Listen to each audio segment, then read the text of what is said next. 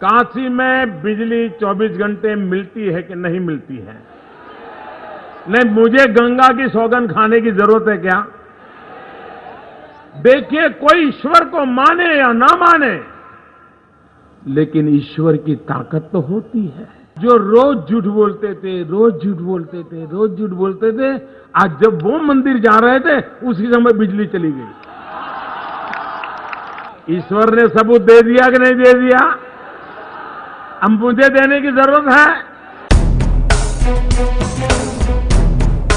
UP की इस चुनावी महाभारत में एक तरफ भैया और बहन जी थे तो दूसरी तरफ मोदी। लेकिन इस चुनावी संग्राम में योगी जी का एक तीसरा त्रिकोण भी मौजूद रहा है।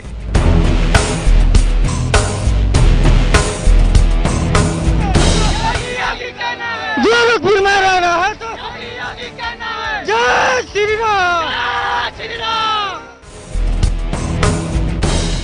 चुनावी सभाओं में काला चश्मा आंखों पर चढ़ाए जब ये चेहरा मंच पर प्रकट होता है तो सभा में एक सिरहन पैदा कर देता है। गोरखपुर के सांसद योगी आदित्यनाथ बीजेपी के स्टार प्रचारक और उत्तर प्रदेश के चुनाव में पार्टी का एक अहम चेहरा रहे हैं।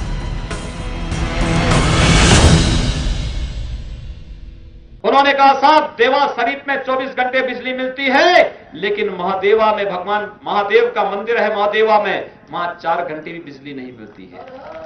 ये क्या स्थितियां हैं? व्यक्ति विशेष में आज हम आपको बताएंगे कि कैसे योगी आदित्यनाथ ने लड़ी अपने विरोधियों के साथ जंग जुबानी। साथ ही आपको दिखाएंगे योगी आदित्यनाथ की हिंदुत्वगिरी की पूरी कहानी और पड़ताल इस बात की भी करेंगे कि आखिर कैसे चुनावी घमासान के बाद उत्तर प्रदेश में मुख्यमंत्री का चेहरा बन गए योगी।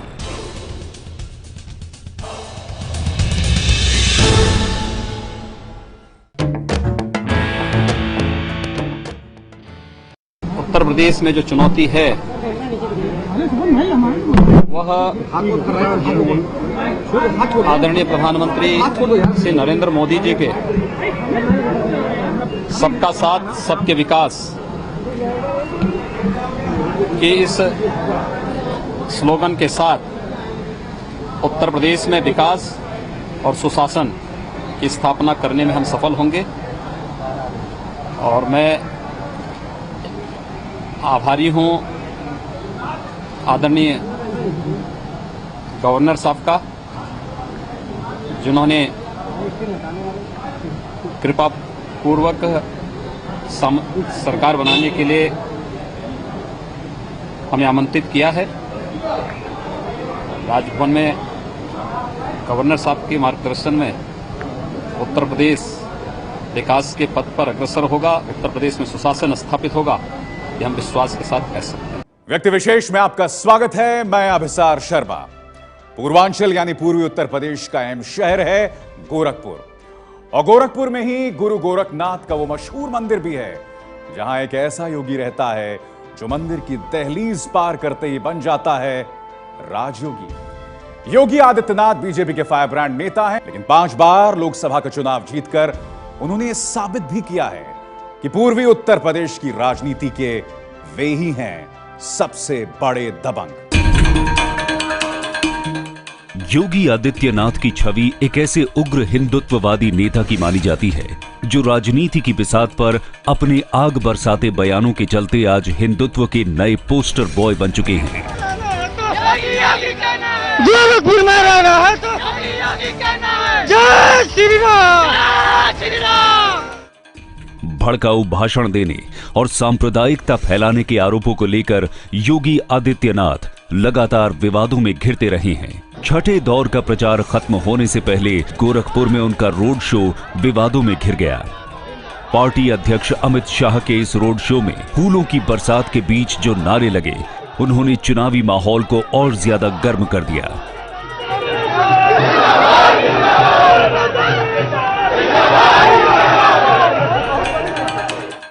गोरखपुर के सांसद योगी आदित्यनाथ हिंदुओं के पक्ष में और मुसलमानों के खिलाफ खुलकर बोलते रहे हैं और अपने इसी अंदाज में उन्होंने प्रचार के आखिरी दिन जय श्री राम के ये नारे भी लगवाए। जय श्री राम। खास बात यह है कि ये नारे खासतौर से उन इलाकों में लगाए गए जहां मुस्लिम आबादी ज्यादा है।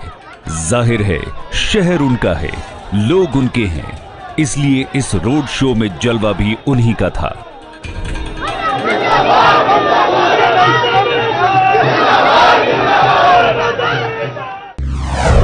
की नारेबाजी हो रही है, क्या कहें? अब गलत हो रहा, सरासर गलत हो रहा। ये माहौल को बिगाड़ने के लिए हो रहा है। अभी जरा इसमें माहौल बिगड़ सकता है। ये वो पार्टी का नारा लगना चाहिए, तो यहाँ जय श्री राम का नारा। शाह जिंदाबाद करें, मोदी जिंदाबाद करें, और फिरका परस्ती वाला नारा नहीं लगाना चाहिए। अगर कोई जय श्री राम के नारों को धमकी भरा नारा मानता है तो मुझे लगता है कि ये किसी विकृत मानसिकता का परिचायक है, और यह तो एक लोगों का उत्साह है। उत्तर प्रदेश के चुनाव में बीजेपी ने योगी आदित्यनाथ को स्टार प्रचारक बनाया है, लेकिन वो महज एक राजनेता ही नहीं बल्कि गुरु गोरखनाथ मठ के महंत भी हैं। व्यक्ति विशेष में आज हम आपको दिखाएंगे कैसे योग और साधना में लीन रहने वाला ये योगी सत्ता की दहलीज पर पहुंचकर बन गया एक राजयोगी। लेकिन उससे पहले आइए देखते हैं कैसे योगी आदित्यनाथ मदर टेरेसा से लेके सुपरस्टार शाहरुख खान तक पर कर चुके हैं अपने सुलगते बयानों की बमबारी। जब भारत का मुसलमान हज यात्रा करने के लिए जाता है, महोदय, जब हज यात्रा करने के लिए जाता है, उसकी पहचान तब भारतीय के नाम पर नहीं, पाकिस्तानी के नाम पर नहीं, बांग्लादेशी नाम पर नहीं, भारतीय उपमहाद्वीप का जो भी मुसलमान हज यात्रा करने के लिए जाता है उसकी पहचान हिंदू नाम पर होती है। उसकी पहचान भारतीय, पाकिस्तान या बांग्लादेश के नाम पर नहीं। लेकिन अगर उसी हिंदू पहचान को हम इनके ऊपर यहां पर लागू करने का प्रयास करते हैं, इनको बुरा लगता है। ये योग से परहेज है तो भारत का वो कण में शंकर का वास है।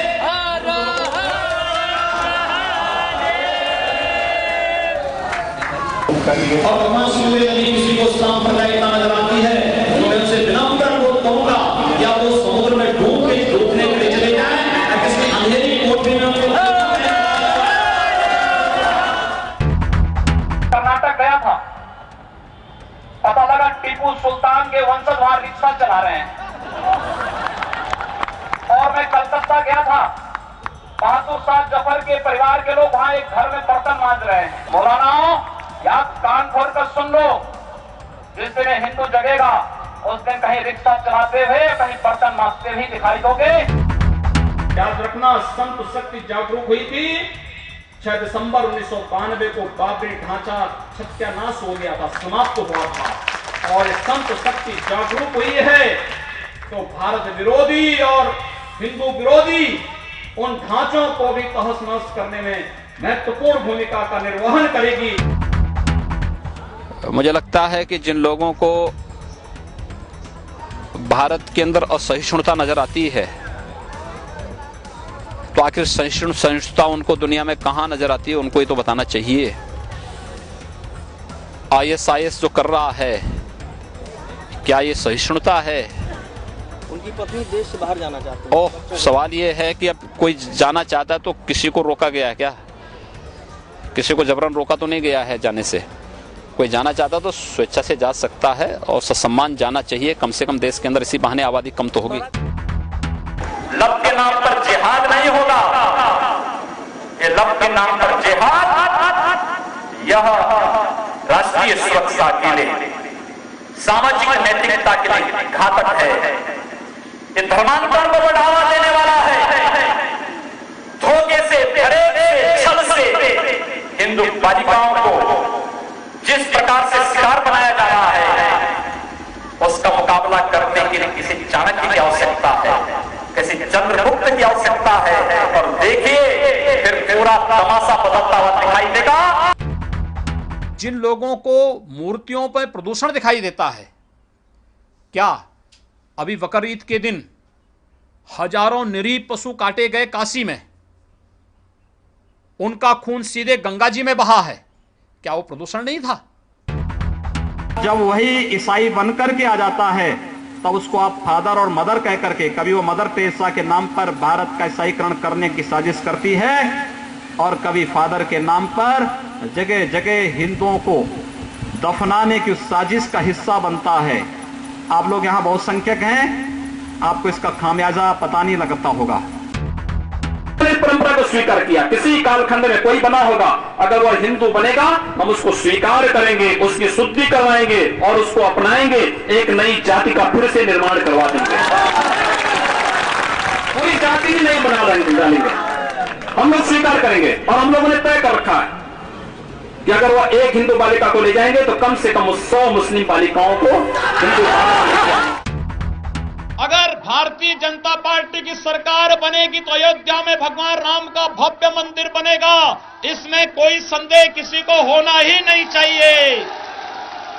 ऐसे ही नहीं होना चाहिए जैसे चुनाव के पहले हम लोगों ने कहा था कि पाकिस्तान अगर टेढ़ी नजरों से देखेगा तो उसकी कमर को तोड़ेंगे, और सर्जिकल स्ट्राइक के माध्यम से जो जबरदस्त मार उस पर पड़ी, आज तक वो सीधे खड़ा होने की हिम्मत नहीं कर पा रहा है।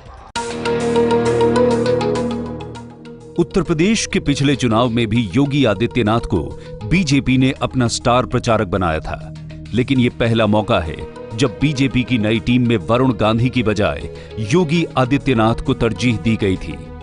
हिंदुत्व के अपने एजेंडे को लेकर मशहूर रहे योगी आदित्यनाथ बीजेपी के उन चुनिंदा नेताओं में शामिल हैं जो उग्र हिंदुत्व के अपने विचारों को लेकर खुलेआम अपनी ही पार्टी से भी भिड़ते नजर आए हैं। लेकिन इन सब के बावजूद बीजेपी ने उन्हें पहली बार उत्तर प्रदेश में मुख्यमंत्री पद का बड़ा दायित्व सौंप दिया है। वहां पार्टी का एक वरिष्ठ विधायक और सबसे सीनियर श्री सुरेश खन्ना जी ने श्रीमान योगी आदित्यनाथ जी का नाम का प्रस्तावना रखा है।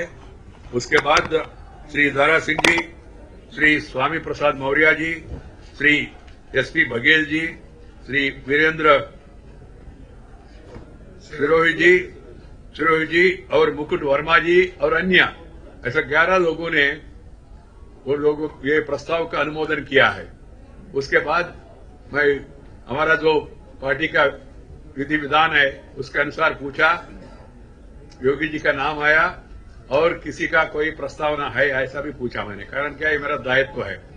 मगर उतना भी लोगों ने मौका नहीं दिया। जब लोगों ने सुना योगी जी का नाम का प्रस्तावना, सभी खड़े होके एक मत से सब ने कहा हम सब ये प्रस्तावना को समर्थन कर रहे हैं। इसलिए मैंने सबके सामने घोषित किया है श्री योगी आदित्यनाथ जी भारतीय जनता पार्टी का विधायक दल का नेता के रूप में चयन प्रक्रिया पूरा हो गया, ऐसा मैंने घोषणा किया है। योगी आदित्यनाथ का राजनीतिक दबदबा पूर्वी उत्तर प्रदेश में माना जाता है, लेकिन स्टार प्रचारक के तौर पर इस बार पूरे प्रदेश में उन्होंने धुआंधार चुनावी सभाएं की हैं। मुख्यमंत्री बनने के सवाल का जवाब योगी आदित्यनाथ हमेशा गोलमोल कर देते थे, लेकिन अपने जवाब से वो अपने दिल का हाल भी साफ बयां करते रहे हैं। एबीपी न्यूज के खास शो घोषणा पत्र में योगी आदित्यनाथ ने कहा था कि हां, मुझ में मुख्यमंत्री बनने की सभी योग्यताएं हैं। जब उनसे पूछा गया कि क्या 3 योग्यताएं योगी आदित्यनाथ में हैं, तो उन्होंने कहा, मैं तो सर्वज्ञ हूं। आपको क्या लगता है कि 3 विशेषताएं उत्तर प्रदेश के मुख्यमंत्री में क्या होनी चाहिए? देखिए उत्तर प्रदेश, हाँ पहली विशेषता, देखिए उत्तर प्रदेश के सामाजिक, आर्थिक और सांस्कृतिक विशेषताओं को जानने वाला व्यक्ति होना चाहिए। एक बात। दूसरी, उत्तर प्रदेश के सर्वांगीण विकास के बारे में एक रचनात्मक सोच उस व्यक्ति के अंदर होनी चाहिए। तीसरी बात, उत्तर प्रदेश में प्रत्येक नागरिक को सुरक्षा देने और उत्तर प्रदेश को देश के विकसिततम राज्यों में स्थापित करने का जज्बा उसके अंदर होना चाहिए। 3 बातें। इन तीनों में आप कितने में फिट हैं? मैंने कहा ना, मैं तो सब में फिट हूं। आप सब में फिट हैं? मैं सब में फिट हूं। और योगी आदित्यनाथ बता रहे हैं कि 3 विशेषताएं होनी चाहिए। मैं कर रहा हूं, फिट हैं। मैंने कहा ना, वो हम गोरखपुर में कर रहे हैं, मैं एक सांसद हूं, गोरखपुर में कर रहा हूं। उत्तर प्रदेश का मुख्यमंत्री ये करेगा, उत्तर प्रदेश देश के विकसित राज्यों में आगे बढ़ेगा। सपा बसपा गठबंधन मिलकर के लड़ रहा है। पूरे प्रदेश में कांग्रेस और सपा का गठबंधन है, लेकिन डुमरियागंज में सपा और बसपा का गठबंधन हो गया है। और ये गठबंधन इस बात को साबित करता है कि यहां पर होने वाले दलितों पर अत्याचार, सर्वाधिक दलितों पर अत्याचार कहीं हुए हैं, तो हम यहां पर फिर से पश्चिमी उत्तर प्रदेश की तरह यहां पर किसी कस्बे में इस प्रकार की स्थिति नहीं आने दी जाएगी। अगर किसी ने पलायन करने के लिए मजबूर किया तो वहां पर ईंट से ईंट बजाने का कार्य हमारा कार्यकर्ता करेगा और हम विपरीत से विपरीत परिस्थितियों में वहां पर लड़ेंगे। पूर्वांचल के जिस इलाके में योगी आदित्यनाथ का दबदबा माना जाता है, वहां की 49 सीटों में से बीजेपी पिछले चुनाव में सिर्फ 7 सीटें ही जीत सकी थी। और यही वजह है कि यूपी का ये चुनाव योगी आदित्यनाथ के लिए बड़ी अग्नि परीक्षा बन गया था। बीजेपी की तरफ से यूपी चुनाव में सबसे अधिक रैलियां भी योगी आदित्यनाथ ने ही की हैं। तन पर भगवा चोला और आंखों पर काला चश्मा चढ़ाए इस फायर ब्रांड नेता ने दिन भर में 10-10 सभाएं तक की हैं। छठे चरण में पूर्वी उत्तर प्रदेश में मतदान हुआ था। पूर्वांचल के अपने गढ़ में तो योगी आदित्यनाथ ने छोटी छोटी जगहों पर जाकर भी बीजेपी के लिए वोट मांगा। दिलचस्प बात यह है कि जब वो बोलते हैं तो उनके भाषण सुनने वाले अपने मोबाइल फोन में रिकॉर्ड भी करते हैं। हालांकि योगी आदित्यनाथ चुनाव प्रचार में लव जिहाद, गौ रक्षा और हिंदुओं के पलायन जैसे पुराने मुद्दों पर ही जोर लगाते नजर आए। पीस पार्टी के अध्यक्ष के नाम आज एक नया अलंकर जुड़ा है। बस्ती की एक बालिका के साथ किस प्रकार का व्यवहार इस दरिंदे ने किया है, मुझे लगता है कि इसको तो चौराहे पर इस्लामिक नीति के अनुसार ही, उसके कानून के अनुसार ही इसको सजा देनी चाहिए। तुम जैसे दरिंदों के लिए एंटी रोमियो स्क्वाड हम लोग गठित करने जा रहे हैं, जिसके माध्यम से बालिकाओं की सुरक्षा हम सुनिश्चित कर सकेंगे। राजनीतिक दल इसलिए गठित करते हो जिससे मां बहनों का शोषण कर सको, जिससे गरीबों का शोषण कर सको। तुम्हारी राजनीति तुम्हारे ठिकाने लगाने के लिए निश्चित ही कानून के दायरे में तुम आओगे और तुम्हें कोई बचा नहीं पाएगा कानून की गिरफ्त से। योगी आदित्यनाथ एक बेहतरीन वक्ता के तौर पर भी पहचाने जाते हैं। वो हर बात को, हर चीज को हिंदू और मुसलमान के चश्मे से देखते हैं और उसी हिसाब से फिर उसे बांट भी देते हैं। चुनावी मंच से योगी आदित्यनाथ ने ये ऐलान भी किया है कि समाजवादी पार्टी के नेता आजम खान के कहे मुताबिक ही मुख्यमंत्री अखिलेश यादव अपनी सरकार चलाते हैं, जबकि बहुजन समाज पार्टी के नेता नसीमुद्दीन सिद्दीकी के कहने पर ही मायावती अपनी सरकार चलाती रही हैं। योगी आदित्यनाथ ने यूपी चुनाव के दौरान ये आरोप भी लगाया कि राज्य में सड़कें सिर्फ मुसलमानों के इलाके में बनती हैं। नवरात्र में डीजे बजाने पर पाबंदी लगाने को लेकर भी उन्होंने राज्य सरकार पर जमकर प्रहार किया। जाहिर है यूपी चुनाव के दौरान योगी आदित्यनाथ अपनी हर बात के जरिए हिंदुओं और मुसलमानों के बीच ध्रुवीकरण कराने की कोशिश करते नजर आए हैं। प्रतिस्पर्धा चल रही है विकास की नहीं, कौन कितने अधिक मुसलमानों को टिकट दे सकता है। 5 साल तक बहुजन समाजवादी पार्टी ने, 9 वर्षों तक समाजवादी पार्टी ने केवल एक ही काम किया, विकास का नहीं। सड़क नहीं, बिजली नहीं, पानी नहीं, किसानों के मुआवजे नहीं, किसान को उपज का दाम मिले नहीं, चिकित्सालयों में चिकित्सक तैनात हो, दवा मिले नहीं, विद्यालयों में शिक्षक तैनात हो, ये नहीं। सारे अच्छे सकारात्मक कार्यों में इनका नकारात्मक जवाब आता था। लेकिन इन लोगों ने 5 वर्षों तक तुष्टीकरण के नाम पर समाज को बांटने का काम किया, जातिवाद की राजनीति करके हिंदू समाज को कमजोर किया।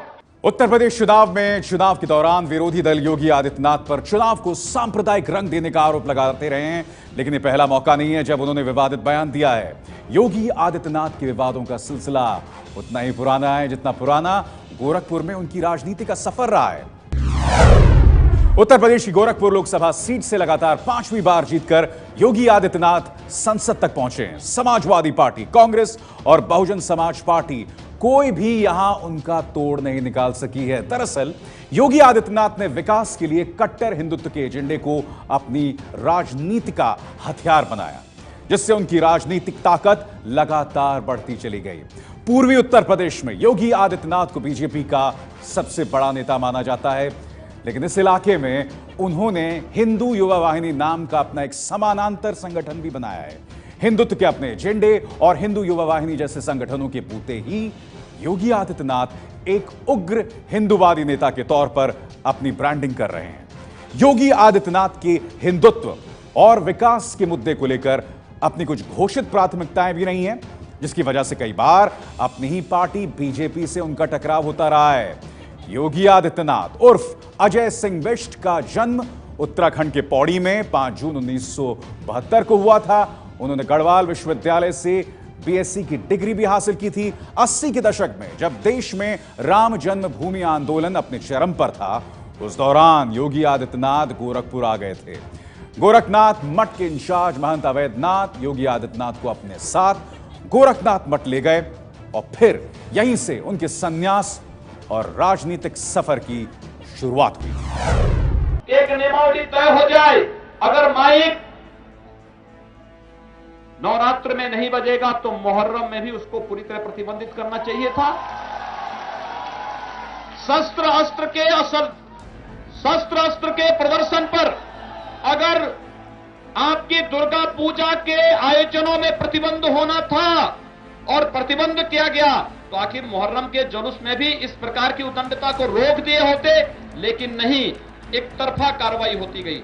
आप परंपरागत रूप से भी ले गए होंगे अपनी जुलूस को, तो आपको प्रतिबंधित किया गया, आपको प्रताड़ित किया गया, झूठे मुकदमों में फंसाया गया। लगातार एक पक्षीय कार्रवाई की जाती रही और दूसरी तरफ जो पुलिस का सिपाही आपके पास आया होगा, मूर्ति की साइज नाप रहा होगा, जमीन के कागज मांग रहा होगा, माइक और डीजे के बारे में पूछताछ कर रहा होगा, वह कभी भी मुहर्रम के मामले में रखी गई ताजिया के स्थल को देखने के लिए कभी झांक के दूर से भी नहीं गया होगा। ये भेदभाव क्यों? क्या सपा ने बांटा नहीं समाज को? मत और मजहब के आधार पर बांटा, अपनी नीतियों को वर्ग विशेष के लिए सीमित करके रख दिया, और यही कारण है कि आज हमें सड़क पर पैसा नहीं दिखाई देता।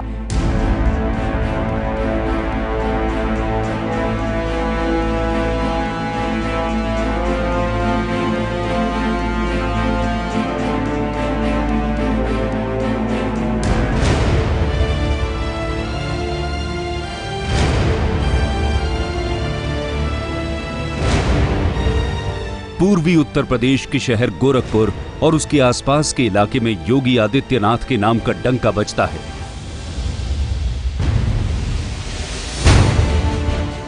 पूर्वांचल का ये पूरा इलाका जो योगी आदित्यनाथ का प्रभाव क्षेत्र माना जाता है, इस इलाके में करीब 15 लोकसभा की सीटें आती हैं और यहीं से 49 विधायक चुनकर विधानसभा में पहुंचते रहे हैं। पूर्वांचल के कुशीनगर जिले की 7, देवरिया की 7, बलिया की 7, महाराजगंज की 5, गोरखपुर में 9, आजमगढ़ में 10 और मऊ में 4 विधानसभा सीटें आती हैं।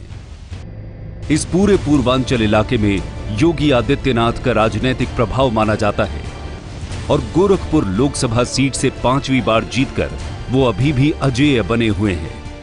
उत्तर प्रदेश की राजनीति में योगी आदित्यनाथ एक ऐसे जनाधार वाले नेता माने जाते हैं जिनका हर चुनाव में जीत के साथ अपना वोट प्रतिशत बढ़ता गया है और यही वजह है कि बीजेपी ने उन्हें चुनाव में अपना स्टार प्रचारक बनाकर मायावती और अखिलेश यादव के खिलाफ बड़ा दांव चला था। सुना होगा, एक था कंस, उसने अपने पिता को कैद करके बंद कर दिया, जबरदस्ती गद्दी से उतार करके कैद कर दिया और उसके बाद स्वयं वहां का शासक बन गया मथुरा का। और दूसरा था औरंगजेब, जिस औरंगजेब ने अपने बाप को सत्ता से हटाया और अपने बाप को आगरा के किले में कैद कर दिया। मुझे लगता है कि तीसरा नाम उस श्रेणी में कोई जुड़ रहा है तो प्रदेश के मुख्यमंत्री अखिलेश यादव का जुड़ रहा है, जिन्होंने अपने पिता को एक टूटी हुई साइकिल से भी उतार करके बाहर कर दिया है। बुढ़ापे में लोग सहारा देते हैं, कोई भी बुजुर्ग उनका सम्मान देते हैं।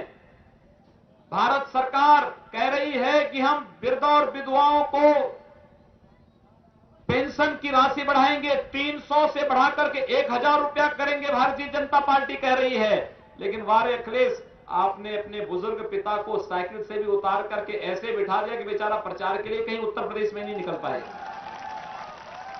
योगी आदित्यनाथ ने राजनीति में अपना पहला कदम 1998 में रखा था, लेकिन अजय सिंह बिष्ट से योगी आदित्यनाथ वो 4 साल पहले 1994 में तब बने थे जब उन्होंने गोरखपुर के गोरखनाथ मठ में अपना पहला कदम रखा था।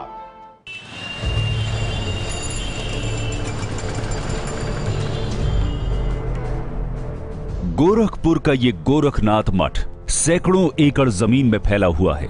योगी आदित्यनाथ की राजनीति को समझने के लिए इस गोरखनाथ मठ का इतिहास भी जानना जरूरी है।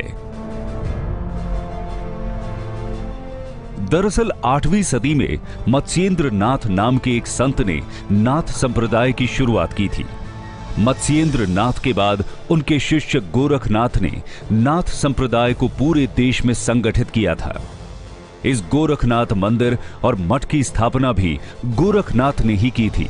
ऐसा माना जाता है कि इसी मठ से पूरे देश में नाथ संप्रदाय का विस्तार हुआ है। नाथ संप्रदाय को जाति प्रथा के खिलाफ एक बड़े सामाजिक आंदोलन के तौर पर भी पहचाना जाता है। यही वजह भी है कि सभी धर्मों के लोग नाथ संप्रदाय में योगी हुए हैं। योगी आदित्यनाथ ने भी 1 साल तक यहां नाथ पंथ की परंपरा के मुताबिक शिक्षा हासिल की है। 15 जनवरी 1994 को मठ के महंत अवैधनाथ ने उन्हें बाकायदा दीक्षित करके अपना शिष्य बना लिया था और इस तरह 22 साल का नौजवान अजय सिंह विष्ट योगी आदित्यनाथ बन गया था। गोरखनाथ मठ से निकलकर राजनीति में आने वाले योगी आदित्यनाथ पहले योगी नहीं हैं। इस गोरखनाथ मठ का राजनीति में सक्रियता का सिलसिला काफी पुराना है और ये उस वक्त शुरू हुआ जब 1946 में महंत दिग्विजय नाथ ने गोरखनाथ मठ में हिंदू महासभा का अधिवेशन कराया था। महंत दिग्विजय नाथ पहली बार हिंदू महासभा की टिकट पर गोरखपुर से लोकसभा का चुनाव भी लड़े थे। गोरखनाथ मठ में राजनीति का यह सिलसिला 3 पीढ़ियों से चला आ रहा है। महंत दिग्विजय नाथ के बाद जब महंत अद्वैतनाथ गोरखनाथ मठ के इंचार्ज बने तो वो भी हिंदू महासभा की टिकट पर गोरखपुर से चुनाव मैदान में उतरते रहे। गोरखनाथ मठ के महंत अवैधनाथ ने 1986 में विश्व हिंदू परिषद के राम जन्मभूमि आंदोलन की अगुवाई भी की थी। 1989 के लोकसभा चुनाव में भी वो हिंदू महासभा की टिकट पर गोरखपुर से चुनाव जीतकर संसद भी पहुंचे थे, लेकिन बाद में महंत अवैधनाथ भारतीय जनता पार्टी यानी बीजेपी में शामिल हो गए थे। 1996 के लोकसभा चुनाव में महंत अवैधनाथ के चुनाव अभियान की कमान योगी आदित्यनाथ ने ही संभाली थी, लेकिन इसके 2 साल बाद जब 1998 में लोकसभा के चुनाव हुए तो महंत अवैधनाथ ने उन्हें अपना वारिस बनाकर चुनावी मैदान में उतार दिया था और फिर यहीं से योगी आदित्यनाथ का राजनीतिक सफर शुरू हुआ। योगी आदित्यनाथ हिंदू युवा वाहिनी नाम का अपना संगठन भी चलाते हैं। उत्तर प्रदेश के करीब 27 जिलों में फैले अपने समानांतर संगठन के चलते वो चर्चा में भी रहे हैं। योगी का हिंदू युवा वाहिनी संगठन धर्म के परिवर्तन के खिलाफ भी जबरदस्त मुहिम छेड़ चुका है।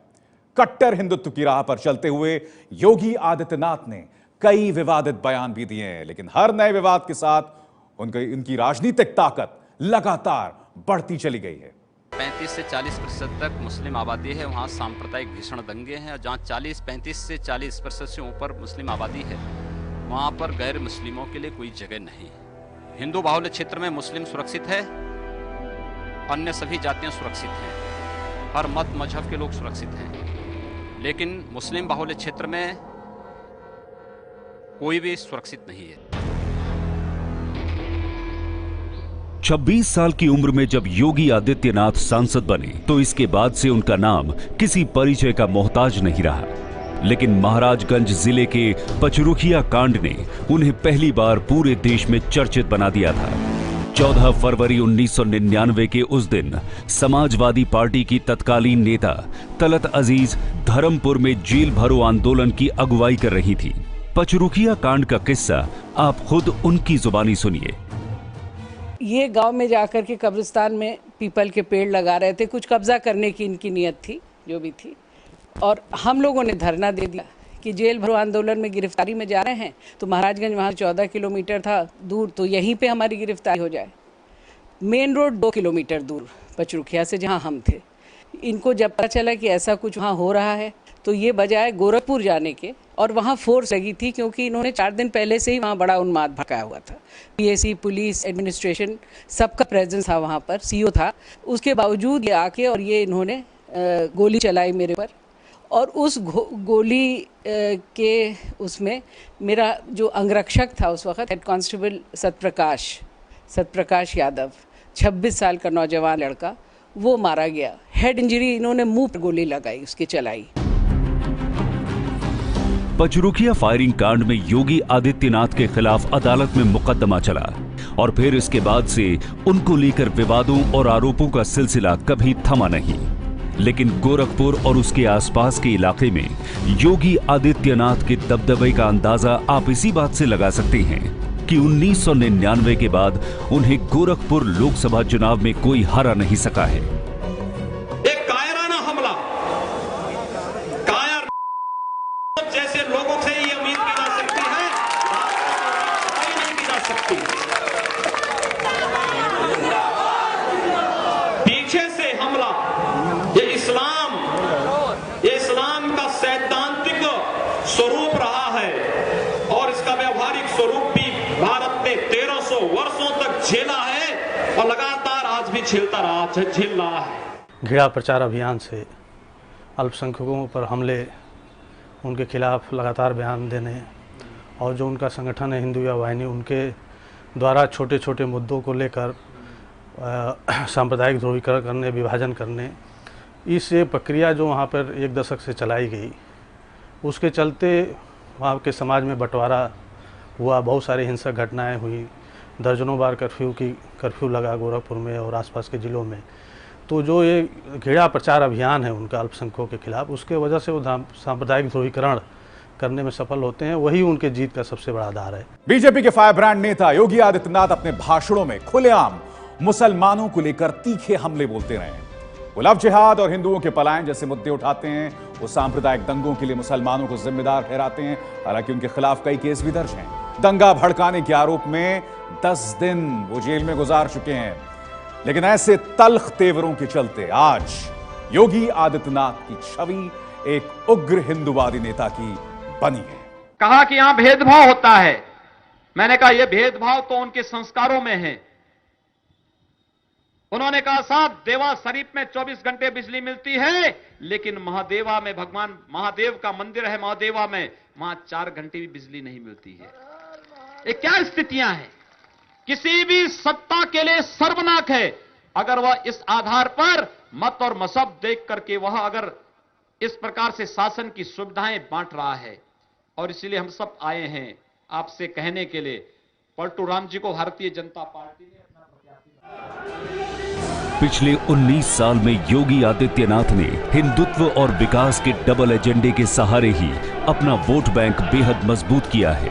आज उनकी छवि बीजेपी के एक ऐसे फायर ब्रांड नेता के तौर पर बन चुकी है जो अपने काम में किसी का दखल बर्दाश्त नहीं करता है, फिर चाहे वो खुद उनकी अपनी ही पार्टी बीजेपी ही क्यों ना हो। हिंदू युवा वाहिनी जो उनका संगठन है, जिसके वो संरक्षक हैं, हालांकि उसको वो सांस्कृतिक संगठन कहते हैं, लेकिन वो सांस्कृतिक संगठन नहीं है बल्कि एक बहुत उनका मिलिटेंट ऑर्गेनाइजेशन है जो अल्पसंख्यकों पर हमले करने के लिए कुख्यात है। उनका संगठन भाजपा से काफ़ी झगड़े भी इतिहास में होते रहे हैं। वो कई बार संगठन अपने लोगों को जो टिकट दिला पाने में असफल रहे हैं, तो उस पार्टी के खिलाफ ही अपने उम्मीदवारों को भी लड़ाते रहे। लेकिन योगी आदित्यनाथ की शख्सियत का एक पहलू और भी है। उनके करीबियों का दावा है कि उनमें पहले वाला जोश और जुनून आज भी कायम है। वो सुबह 3 बजे जाग जाते हैं और फिर रात 11 बजे तक उनकी जनसेवा का सिलसिला चलता रहता है। 5:30 बजे वो नीचे एक बार मंदिर में उतरते हैं। मंदिर का पूरा परिसर, जितना विस्तृत परिसर है, करीब 1 घंटा वो मंदिर की व्यवस्था की दृष्टि से टहलते भी हैं, मंदिर की व्यवस्था का निरीक्षण भी करते हैं। फिर वो ऊपर जाते हैं। ऊपर जाने के बाद तैयार होकर के फिर 8 बजे के आसपास नीचे उतरते हैं। फिर भक्तों के साथ, क्षेत्र की जनता के साथ, सबके साथ उनकी भेंट मुलाकात होती है। कभी कभी तो दोपहर में लौटते हैं, नहीं तो वो शाम के 8 साढ़े 8 बजे तक लौटते हैं। इसके बाद उनकी 9 बजे रात से शुरू होती है अपने विविध जो उनके जिम्मे सामाजिक संस्थाएं हैं, शिक्षण संस्थाएं हैं, चिकित्सा संस्थाएं, उन संस्थाओं के प्रमुखों के साथ बातचीत, उनके साथ उनकी दूसरे दिन की समस्याएं, उनका निरादान, और रात के 11 बजे तक तो उनकी ये दिनचर्या चलती रहती है। अब इस तरह का जीवन अगर किसी का है तो स्वाभाविक रूप से यह जीवन योगी का जीवन है। गोरखपुर शहर पूर्वी उत्तर प्रदेश के करीब 15 जिलों के लिए आर्थिक गतिविधियों का केंद्र रहा है। उत्तर प्रदेश की सीमा से सटे बिहार के करीब 5 जिले से भी यहां लोग इलाज कराने और पढ़ाई करने के मकसद से आते हैं। लेकिन इन 19 जिलों के लिए गोरखपुर में सिर्फ एक मेडिकल कॉलेज है। दिमागी बुखार से यहां हर साल सैकड़ों बच्चों की मौत हो जाती है। गन्ने की फसल के लिए मशहूर इस इलाके की ज्यादातर चीनी मिलें आज बंद पड़ी हैं। इस पूरे इलाके में बाढ़ से तबाही भी एक बड़ा मुद्दा है। शहर का इंफ्रास्ट्रक्चर खस्ता हाल है और यहां जल भराव एक बड़ी समस्या है। सांसद के तौर पर योगी आदित्यनाथ के लिए ये समस्याएं एक बड़ी चुनौती रही हैं, जिसके निदान का आज भी लोगों को इंतजार है। आज ये जो सिद्धि हो रही है, इसकी क्रेडिट योगी आदित्यनाथ से लेकर के सारे एमपी, जरा खड़े हो जाए एमपी, यही एमपी है जिन्होंने दिन रात काम किया है। उसके कारण आज एक के बाद एक काम सफल हो रहे हैं। मैं उनका अभिनंदन करता हूं, उनका सम्मान करता हूं।